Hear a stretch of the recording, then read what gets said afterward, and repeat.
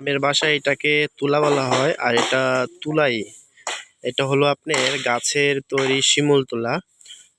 আমি দেখেন এখানে অনেক জায়গাতে কিন্তু ছিটানো ছিটানো পড়ে আছে। আর গাছটা হলো ওই যেটা,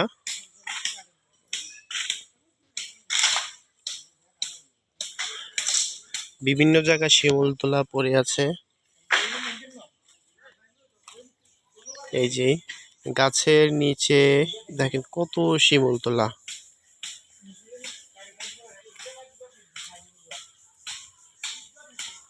এই যে অভাব নেই, তুলার অভাব নেই। দেখেন এই তুলাও কিন্তু সব একসাথে জোগাড় করে কিন্তু বালিশ তৈরি করা যাবে। এই যে এটা হলো শিমুল তুলা গাছ।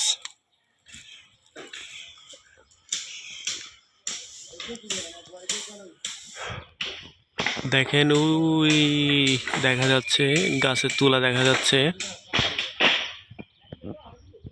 আপনারা শিমুল তুলা গাছ কিভাবে চিনবেন, সেটা হলো আপনার শিমুল তুলা গাছে কিছু কিছু অংশে আপনার কাটা কাটা থাকে।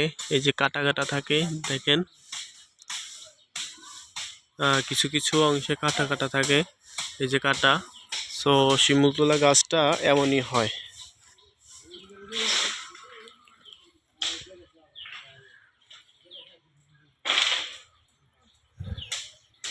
শিমুল তুলার কিন্তু অনেক দাম।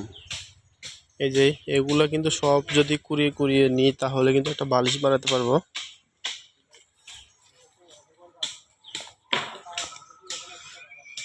এই যে শিমুল তুলা।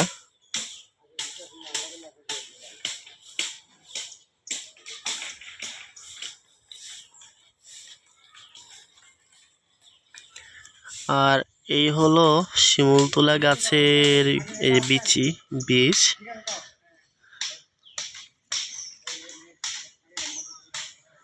এই যে বীজ,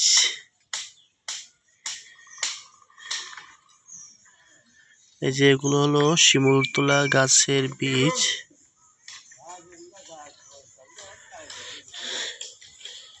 এটা হলো শিমুল তুলা গাছের বিচি। এটা আপনার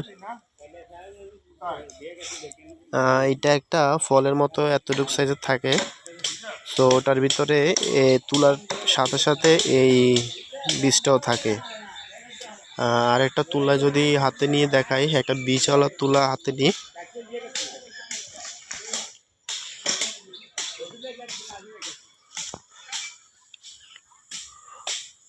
এই যে দেখেন, এই যে তুলাটার সাথে কিন্তু গোটাও দেখা যাচ্ছে। এই যে দেখেন, এই যে গোটাও দেখা যাচ্ছে।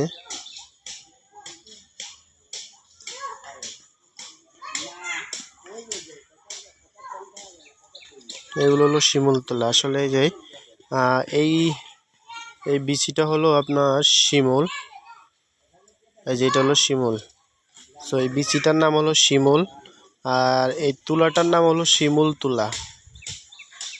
আর যখন আপনার উপরের ওই যে ফলটা যখন ফুটে, ফুলের মতো ফুটে, তখন এটাকে বলে শিমুল ফুল বলে। অনেক সুন্দর দেখতে।